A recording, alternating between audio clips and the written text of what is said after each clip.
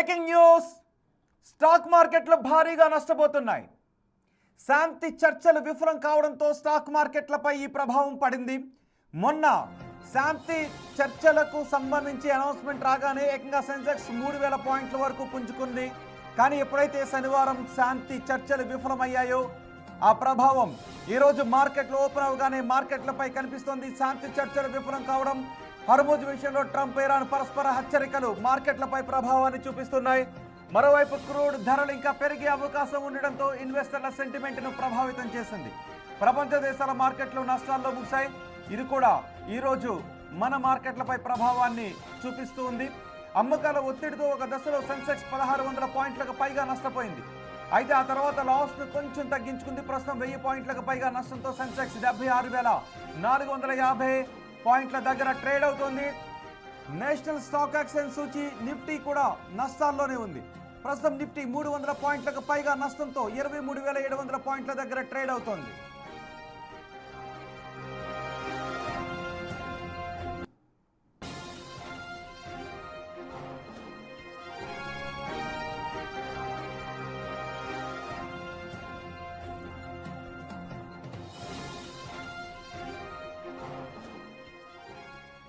Stock మార్కెట్లు ఈరోజు భారీ నష్టాల్లో ట్రేడ్ అవుతూ ఉన్నాయి.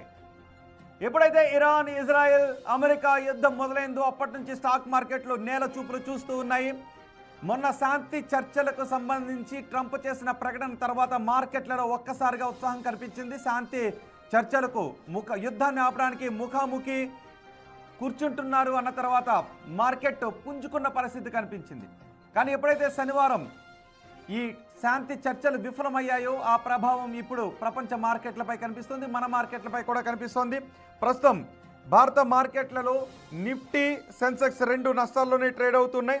నిఫ్టీ 376 పాయింట్లు, 320 పాయింట్ల నష్టంలో ట్రేడ్ అవుతూ ఉంటే బ్యాంక్ నిఫ్టీ 980 పాయింట్ల నష్టంలో ట్రేడ్ అవుతోంది.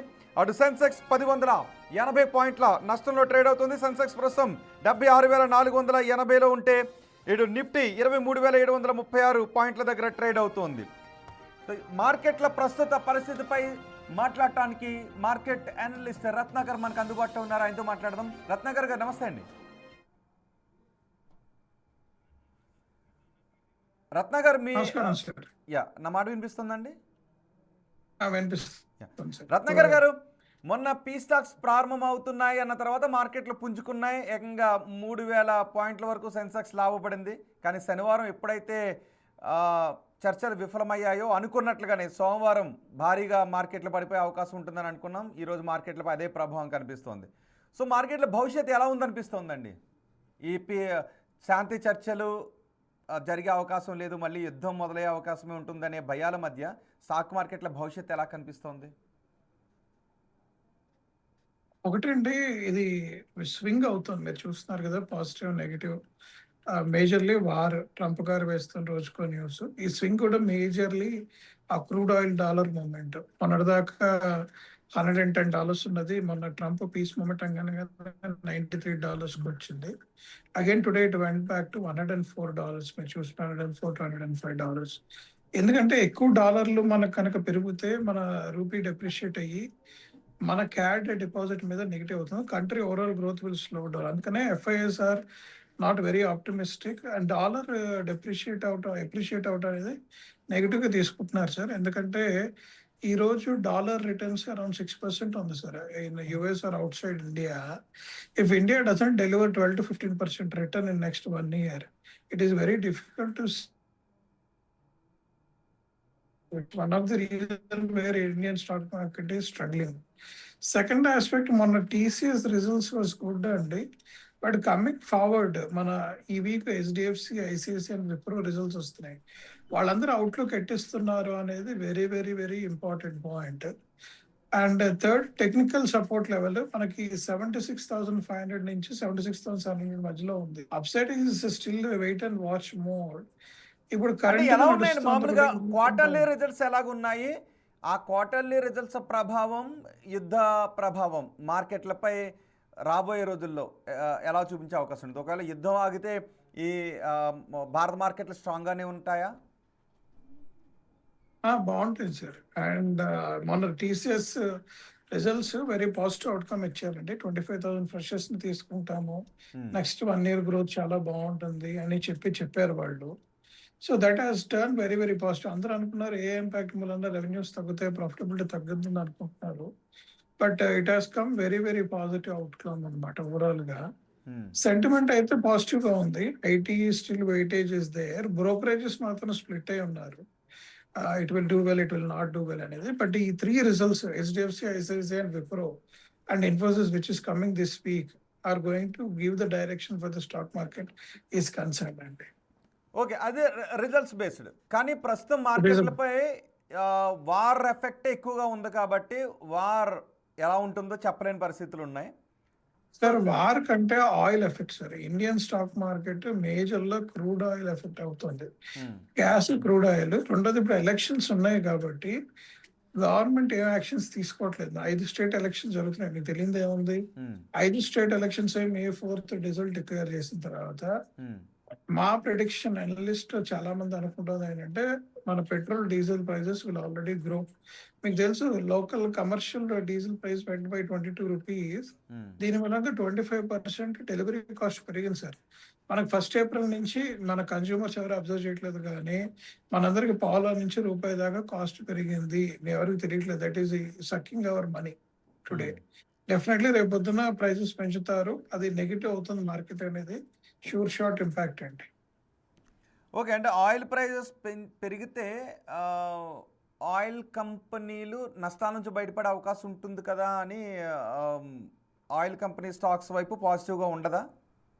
ఉంటారు సార్. ఆయిల్ కంపెనీ స్టాక్స్ కి ఇది సార్ నష్టాల నుంచి రావడం అనేది కాదు. Oil company top line growth చూస్తారు. స్టాక్ మార్కెట్ ఎప్పుడు top line growth first parameter, second parameter profit growth. ఇప్పుడు ప్రైజెస్ పెరిగితే టాప్ లైన్ కూడా గ్రో అవుతుంది కాబట్టి దాని పాజిటివ్ ఇంపాక్ట్ ఆల్రెడీ స్టాక్స్ మీద ఇస్తారు కాబట్టి ఆయిల్ ప్రైజెస్ గ్రో అవడానికి స్కోప్ ఉందండి. అది కొనుక్కోవచ్చు. బట్ ఇది మూమెంటం మాత్రమే, ఓకే లాంగ్ టర్మ్ ఇంపాక్ట్ కాదు. కన్స్యూమర్ చూడాల్సిన, మన ప్రేక్షకులు చూడాల్సిన విషయం అది. ఓకే, రత్నాకర్ గారు, ఇప్పుడు వార్ వల్ల మార్కెట్లు అనిశ్చిత పరిస్థితులు ఉన్నాయి కదా. టెక్నికల్గా ఫండమెంటల్గా బాగుండి చాలా లోలో ఉన్న స్టాక్స్ని ఇప్పుడు పిక్ చేసుకునే సమయం అంటారా? నిజానికి కోవిడ్ సమయంలో పిక్ చేసుకోలేకపోయామని ఆ తర్వాత మార్కెట్ పెరిగిన తర్వాత బాధపడ్డారు. సో యుద్ధం ఇలాగే ఉండదు అనే ఎక్స్పెక్టేషన్స్ ఉన్నాయి. ఏమో నాగరికతని అంతం చేసేస్తానని ట్రంప్ అన్నాడు. ఒకవేళ అలాంటి పరిస్థితులే వస్తే 4వ దేశం ఎంట్రీ ఇస్తే యుద్ధం ఎలా ఉంటుందో, ప్రపంచ ఆర్థిక వ్యవస్థ ఎలా ఉంటుందో అనే భయాలు ఉన్నాయి. యుద్ధం ఆగుతుందేమో, అంతవరకు వెళ్ళదేమో, కొన్ని దేశాలు కలగజేసుకుని యుద్ధాన్ని ఆపిస్తాయేమో అని అనుకుంటూనే ఉన్నారు. సో ఇలాంటి సమయంలో ఇన్వెస్టర్ ఏం చేయాలి? ఇది కూడా ఆపర్చునిటీ అండి. మీరు ఇప్పటిదాకా మన ఎనలిస్టులు అందరూ ఇప్పుడు వాట్సాప్ లో కూడా సర్క్యులేట్ చేస్తున్నారు. ఎవ్రీ ఇన్సిడెంట్ లో స్టాక్ మార్కెట్ పడినప్పుడల్లా కొనుక్కున్న వాళ్ళు 4 months to 12 months మధ్యలో they have seen steep rise of 10%, 100% growth in the stock price అండి. Fundamentally good stock prices. For example ఈ రోజు జిఎంఆర్ ఎయిర్పోర్ట్ 96 నుంచి 104కి వెళ్ళింది, 69, 70కి వచ్చింది. It's good opportunity. At 70 rupees you're buying, it will go to 104 అనుకోండి, 50% jump. అలానే మీరు ఐడిఎఫ్సి ఫస్ట్ బ్యాంక్ చూస్తే అది అసలు 80-70 రూపాయల్లో ఉండేది, 40 రూపాయలు పడింది, ఇప్పుడు 62కి వచ్చింది. That is a very positive outcome. ఎందుకంటే రేపు పొద్దున్న they will come back very, చిన్న డిస్టర్బెన్స్ ఉంది. ఇలా కొన్ని స్టాక్స్ ఉన్నాయి which are doing extremely well. పడ్డం ఆపర్చునిటీ ఉంది, తీసుకోండి. Fundamentally good stocks there is expected to grow well. ఎందుకంటే post every action there is an acceleration. మీరు చూసుంటారు కదా, ఇప్పుడు దుబాయ్కి వెళ్ళే ఫ్లైట్స్ అన్ని పడ్డాయి. రేపు పొద్దున అంతా క్లోజ్ నార్మల్ గా ఉంటాయి. టక్ ఫ్లైట్స్ ఎగరటం మొదలు పెడితే prices will go up. The same will auto industry కానివ్వండి, బ్యాంకింగ్ స్టాక్స్ కానివ్వండి, డిఫెన్స్ స్టాక్స్ కానివ్వండి, గుడ్ ఆపర్చునిటీ. ఫార్మా అంత పడలేదు సార్. ఫార్మా 5% ఇంపాక్ట్ ఇచ్చింది. అటు గ్రోత్ అయినా 5%, డౌన్ సైడ్ అయినా 5 to 6% ఉంది. ఫార్మా కొద్దిగా స్లో డౌన్ చేయమంటున్నాం ఓవరాల్ పోర్ట్ఫోలియో అప్రోచ్ లో. ఓకే, ఒకవేళ ఇప్పుడు ఎంట్రీ ఇద్దాం అనుకుంటే బెస్ట్ అట్రాక్టివ్గా కనిపిస్తున్న సెక్టార్ ఏంటి? అందులో మీ అంచనాల ప్రకారం ఏం తీసుకోవచ్చు? Defence, banking are very attractive as on today. Banking లో కూడా మీరు NBFC, Shriram finance, Piramal finance, Bajaj finance, మీరు మళ్ళీ జియో ఫైనాన్షియల్స్, టాటా క్యాపిటల్ వెళ్ళకండి. ఈ 3 there is a very positive upturn for them actually. Okay. అసలు మీ అంచనాలు ఏంటి? ఒకవేళ వార్ నిజంగా ఇంకా గట్టిగా వెళ్ళి ఒక సివిలైజేషన్‌ని నాశనం చేసేంత స్థాయికొచ్చి, ఇరాన్‌ని నాశనం చేసేంత పరిస్థితికి వస్తే ఒకవేళ ఇన్ కేస్ మొన్న ఆ రోజు డెడ్‌లైన్ మరో గంటలో ముగుస్తుంది అనగా ఏం జరుగుతుందో, ఏం బాంబులేస్తారో, అణుబాంబులేస్తారనే భయాలను వ్యక్తం చేశారు. ఒకవేళ ట్రంప్ అలాంటి దాడులకి ఇరాన్‌పై దిగితే ఆ తర్వాత ఎలా ఉంటుంది? మార్కెట్ ఏం అంచనా వేస్తుంది? అనలిస్టులు ఏం అంచనా వేస్తున్నారు? అదే గనుక జరిగితే మార్కెట్ ఇంకో 10 పాయింట్స్ పడిపోతుందండి. ఎందుకంటే రివైవ్ చేయడం చాలా కష్టం. It result into the third world war. ఎందుకంటే పీపుల్ విల్ నాట్ అగ్రీ. అది బెదిరింపే తప్పించి రియల్ యాక్షన్ తీసుకుంటే మాత్రం చాలా మంది యూఎస్‌కి నెగెటివ్ అవుతారు. Russia and China already warning ఇచ్చారు. Hmm. They will come very aggressively అంట. For them it is an opportunity కదా సార్. హ్మ్. అన్నెసెసరీ వార్ ప్రజల్లో ఇద్దరు కొట్టేసుకుంటారు. So that shouldn't happen. అది గనుక అవుతే మనం ఎవరు కంట్రోల్ చేయలేము సార్. ఇంకా మార్కెట్ ఫర్దర్ డౌన్ సైజ్ అయ్యి మన ఉద్యోగాలు కూడా పోయే పరిస్థితి వస్తుంది. That is a very negative impact. So రా రాబోయే వారం 10 రోజులు కీలకమే. వార్‌లో ట్రంప్ అలాంటి నిర్ణయం తీసుకుంటే ఇంక మార్కెట్‌ల్లో అసలు ఇప్పటివరకు చూడని ఫాల్ అయి ఉంటుందేమో. ఒకవేళ అలా కాకుండా ఏదైనా కొంచెం అటు ఇటు ఉంటే మళ్ళీ ట్రస్ట్ బిల్డప్ అవుతుందేమో రైట్? అంతే. ఆయన తీసుకోడు సార్. అందుకనే కదా బెదిరిస్తున్నాడు, మీటింగ్స్ పెడుతున్నాడు, పుష్ చేస్తున్నాడు. వాళ్ళు అందరిని భయపెడుతున్నాడు. కనీసం అది నిజంగా వాడు యాక్షన్ తీసుకుంటే it is going to be very huge negative. Hmm. ఆయనకి చాలా కంట్రీస్ యూఎస్‌కి నెగెటివ్ అవుతాయి. It may result into already మీకు తెలుసు బ్రిటన్ వాళ్ళు రావట్లేదు. European Union, Spain, France stop flying the flights. Chinese are indirectly helping. Pakistan is pushing. Russia already warned. మీరు ఇవన్నీ చూస్తుంటే మీకు అనిపించట్లేదా సార్ ఇది ఎంత నెగెటివ్ జోనో వాడు చెప్పిన statement? Right. Is not good for the world. Correct. So ఉన్న అమౌంట్‌లో కొంచెం ఎంట్రీ ఇచ్చుకోవటానికి ఈ లోయర్ లెవెల్స్‌లో కొంచెం పెట్టుబడులు పెట్టుకోవటానికి ఇదే రైట్ టైమ్ అంటారు ఫైనల్‌గా ఎట్లు చూసినా. ఇది రైట్ టైమ్. 1 ఇయర్ వెయిట్ చేయండి sir. It will do well. Okay. Right. Thank you very much Ratnakar గారు.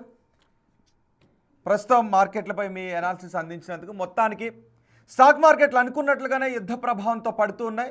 ఈరోజు సెన్సెక్స్ 1000 పాయింట్లకు పైగా నష్టపోయింది. బహుశా ఈరోజు ట్రేడింగ్ ముగిసే సమయానికి ఇంకొంచెం మార్కెట్లు పడే అవకాశం ఉంటుంది. సెన్సెక్స్ ఈరోజు 1600 పాయింట్ల వరకు పడి మళ్ళీ రికవర్ అయ్యి ప్రస్తుతం 1000 పాయింట్ల నష్టంలో ట్రేడ్ అవుతుంది. అయితే రాబోయే రోజుల్లో నిజంగా మొన్న ట్రంప్ హెచ్చరించిన స్థాయిలో యుద్ధం జరగకపోవచ్చు అని మార్కెట్ అనలిస్టులు అంచనా వేస్తున్నారు. ఒకవేళ ట్రంప్ మొన్న బెదిరించిన స్థాయిలో యుద్ధం చేస్తే మార్కెట్లలో విపరీతమైన కరెక్షన్ గురయ్యే అవకాశం ఉంటుంది. అలా కాకుండా ఈ బెదిరింపులు ఇలాగే ఉంటే మార్కెట్లు మెల్లమెల్లగా ట్రస్ట్ బిల్డప్పై రికవర్ అయ్యే అవకాశం ఉంటుంది. కాబట్టి ఇప్పుడు ఇన్వెస్ట్ చేసుకోవడానికి చాలా మంచి సమయం అని అంటూ ఉన్నారు. ఎందుకంటే మార్కెట్లు బాగా పడిపోయినప్పుడు మళ్ళీ ఆ తర్వాత పెరగడం వచ్చింది అంటే ఇవి చాలా ఫాస్ట్గా గ్రో అవుతూ ఉంటాయి. 4-5 నెలల్లోనే మళ్ళీ అవన్నీ 52 వీక్స్ హైక్ వచ్చే అవకాశం ఉంటుంది. అప్పుడు మళ్ళీ మార్కెట్లో ఇన్వెస్ట్ చేసుకుందాము అన్న అట్రాక్టివ్గా ఉన్న స్టాక్స్ పెరిగిపోయి ఉంటాయి. కాబట్టి దొరికే అవకాశం ఉంటుంది అని చెప్తున్నారు. ఏది ఏమైనప్పటికీ కొంచెం జాగ్రత్తగా మాత్రం మార్కెట్లో ఉండటం బెటర్. కొన్ని పొజిషన్స్ తీసుకోవటం కూడా వ్యూహాత్మకంగా మంచిదని అంటున్నారు.